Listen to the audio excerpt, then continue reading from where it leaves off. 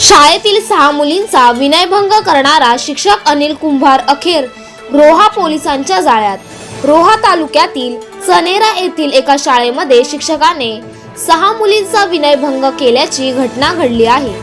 शाळेमध्ये शिक्षकानेच अशा प्रकारे घृणास्पद दुष्कृत्य केल्याने शिक्षण क्षेत्राला काळिंबा फासणारी घटना समोर आली असून पालक वर्गामध्ये संतापाची लाट पसरली आहे।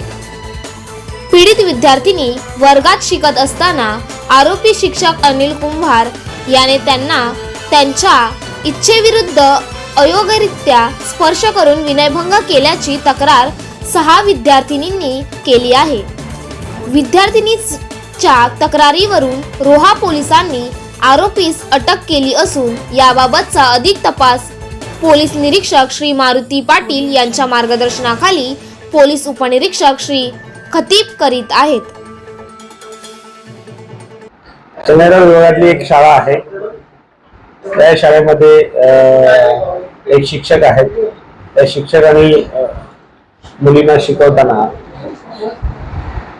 एक बॅड टच केलेला आहे। त्या संदर्भात आमच्याकडे तक्रार प्राप्त झाली आणि तक्रार प्राप्त झाल्यानंतर आम्ही लागलीच त्यांच्या आई वडिलांना विश्वासात घेऊन आम्ही तो गुन्हा दाखल केलेला आहे आणि त्यामध्ये जे आरोपी आहेत त्यांनाही आम्ही रीतसर अटक करून माननीय न्यायालयात हजर केलेला आहे।